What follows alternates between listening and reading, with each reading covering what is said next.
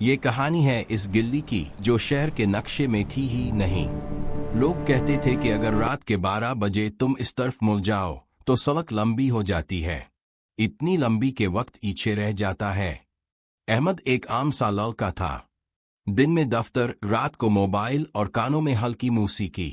اس رات بھی واپسی دیر سے ہوئی۔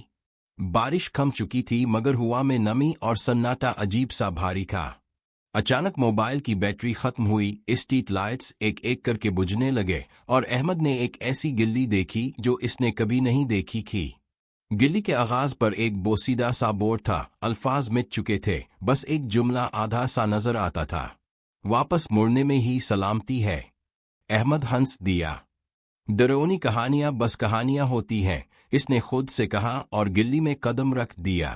چند قدم کے بعد خاموشی چیخنے لگی۔ کتے کی بھونک، موٹر کی آواز، کچھ بھی نہیں، صرف اس کے قدموں کی چاپ جو عجیب طرح سے دوہری ہو رہی تھی، جیسے کوئی اس کے ساتھ ساتھ چل رہا ہو۔ اس نے پیچھے دیکھا، کوئی نہ تھا، مگر دل کی دھڑکن تیز ہو چکی تھی۔ گلی کے بیچ ایک پرانا گھر تھا، کھڑکیاں کالی آنکھوں کی طرح خالی، دروازہ آہستہ آہستہ چرچرا کر کھل رہا تھا۔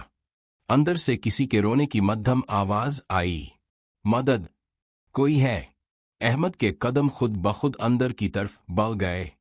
اندر اندھیرا تھا مگر ایک پرانی لالٹین جل اٹھی۔ دیواروں پر لٹکی تصویروں میں وہی گلی، وہی گھر اور احمد خود۔ ہر تصویر میں وہ تھوڑا سا زیادہ تھکا ہوا، تھوڑا سا زیادہ خالی لگ رہا تھا۔ اچانک سیڑھیوں سے ایک سایہ نیچے اترا۔ چہرہ واضح نہ تھا مگر آواز بالکل احمد جیسی تھی۔ تم آخر آ ہی گئے، سائے نے کہا۔ کون ہو تم؟ احمد کی آواز کانپ گئی۔ میں وہ ہوں جو یہاں رہ گیا تھا، تمہارا وہ حصہ جو کبھی واپس نہ مڑا۔ او لالٹین بجھ گئی، اندھیرا چیخ بن گیا۔